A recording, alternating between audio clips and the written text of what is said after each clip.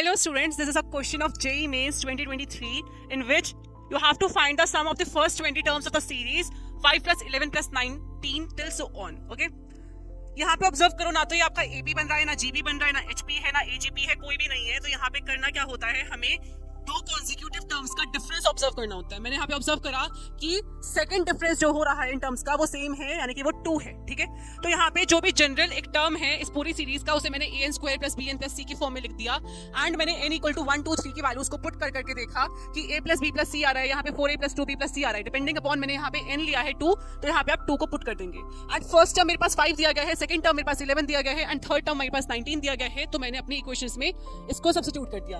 अब इन तीनों ही इक्वेशंस को सॉल्व करते हुए मैंने अपनी a b c की वैल्यूज को निकाल लिया। तो a की वैल्यू 1 आ रही है, b की वैल्यू 3 आ रही है, एंड c की वैल्यू मेरे पास 1 आ रही है। तो जो मेरा जनरल एक्सप्रेशन है वो n square plus 3n plus 1 बन गया, बिकॉज वो क्या था, वो an square plus bn plus c के बराबर था। राइट, अब मुझे क्या चाहिए, अब मुझे ऐसी सारी टर्म्स का सम चाहिए जो n 1 से लेके 20 तक जा रही हो। हमें क्या चाहिए, 20 टर्म्स तक का सम चाहिए। राइट, तो हमने यहाँ पे समेशन लगा दिया, हर एक इंडिविजुअल टर्म के ऊपर मैंने समेशन लगा दिया। एंड जो 1 होगा वो कितनी बार ऐड होगा, वो मेरा 20 बार ऐड होगा। तो यहाँ पे मैंने प्लस 20 कर दिया। ठीक है, अब यहाँ पे आप ऑब्जर्व करो, समेशन ऑफ n स्क्वायर का फॉर्मूला क्या होता है, n into n plus 1 into 2n plus 1/6, and n का फॉर्मूला क्या होता है, n इंटू n प्लस 1/2।